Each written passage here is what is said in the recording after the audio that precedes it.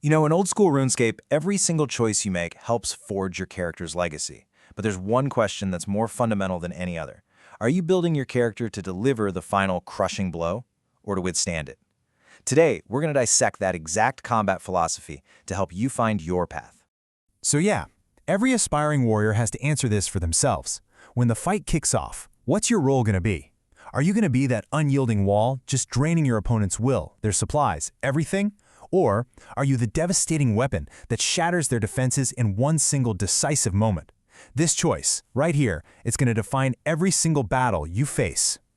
Okay, so to really get to the bottom of this choice, we need to look at the perfect battleground for it, and that is, without a doubt, the med-level combat bracket. See, this isn't for brand new accounts or those totally maxed out mains. No, this is the tactical heart of the game, that sweet spot where builds really start to shine. So what exactly is a med-level build? Well, we're basically talking about accounts that are somewhere in that 100 to 114 combat level range. And here, you really get the best of both worlds. You're not a fragile low level anymore, but you also haven't hit the, let's say, predictable power of a maxed main. This is the realm of pure versatility and tactical expression. And this is where things get really exciting, because this bracket unlocks some of the most iconic endgame gear in the whole game. You're talking Barrow's armor, which gives you that perfect blend of offense and defense. You get the mighty Godswords, which can just unleash these game-changing special attacks, and of course the powerful spirit shields that can completely turn the tide of a battle. This is where your character truly begins to look and feel seriously powerful.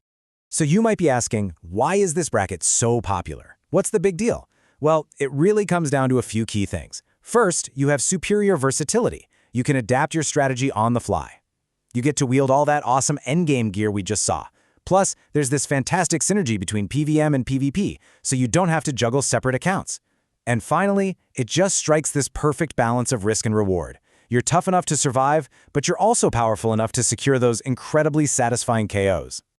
All right, let's dive in and meet our first contender, the Bastion, the immovable object. We're talking about the 99 defense tank. This build is all about one thing, and one thing only: resilience. Just look at this. It perfectly captures what the tank is all about.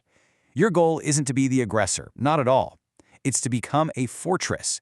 You are the wall that your opponent just breaks themselves against, a seemingly impossible to overcome presence right in the heart of the wilderness.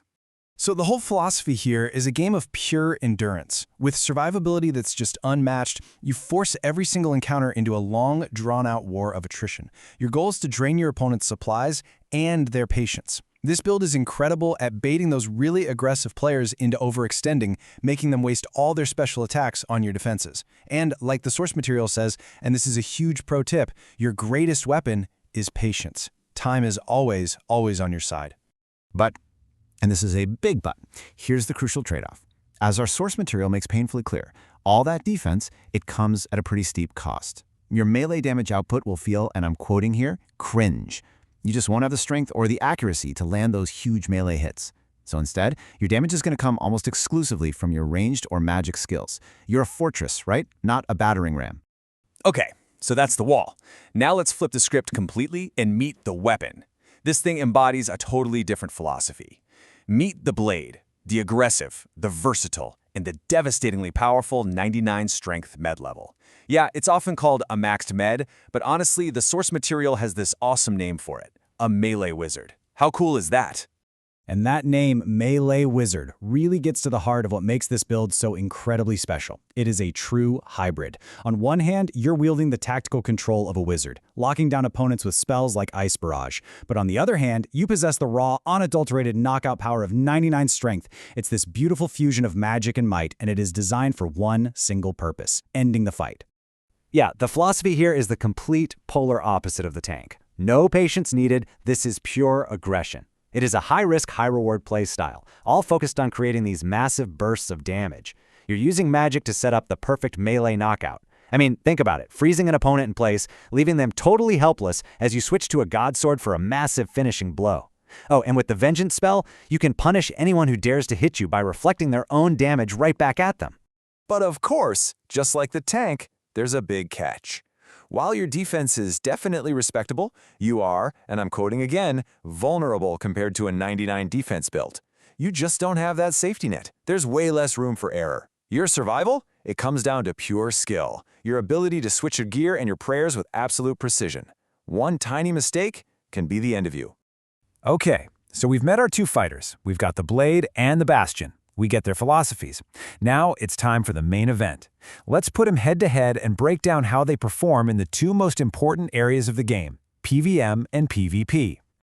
When it comes to fighting monsters, the difference is just night and day. The 99 strength build is all about efficiency. Maximum DPS, damage per second, means you're flying through Slayer tasks and getting way quicker boss kills. The 99 defense tank, on the other hand, is the forgiving build. That crazy high survivability means you take way less damage, which makes it so much easier to learn really difficult content like the Inferno, where one mistake is normally fatal.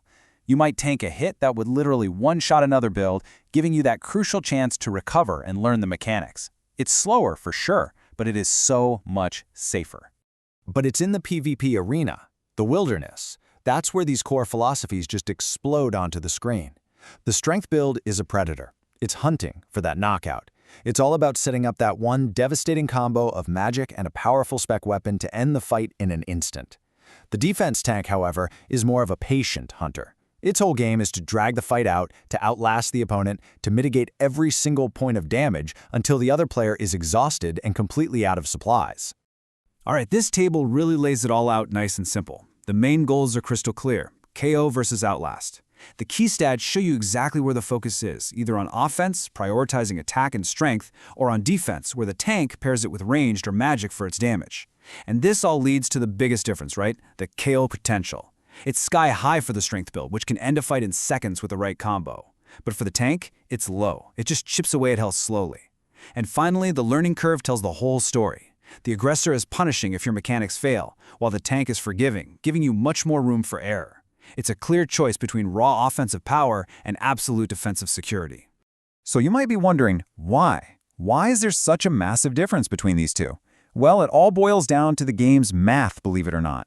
See, defense is what's called a base stat in the combat level calculation. That means every 4 levels of defense add about 1 full combat level. Strength, on the other hand, is offensive, and each level only adds about 1/3 of a combat level. So this means that investing all the way to 99 defense massively inflates your combat level compared to investing in 99 strength. You're spending those precious combat levels on pure survival, while the other guy, he's spending them on pure, unadulterated knockout power. So, after all that, all the stats, the strategies, we come right back to that fundamental question we started with. This is about more than just numbers on a screen. This is about crafting your legacy in the game.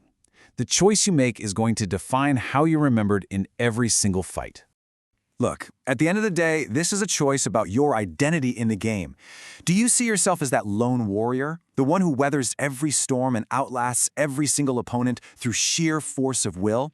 Or are you the master tactician, the hybrid warrior, who combines magic and melee to deliver these devastating checkmates? So let's just boil it all down one last time. The Blade. It prioritizes kill potential and efficiency. It is all about ending fights quickly and on your terms. The Bastion. It prioritizes survivability and endurance. It's about patience and winning the long game by simply refusing to lose. And that's where we have to leave you, standing at this crossroads. What kind of player are you going to be? Will you be the one who never falls, the one who outlasts them all? Or will you be the one they fear, the one who can shatter their hopes in a single, perfectly executed blow? The path is yours to choose.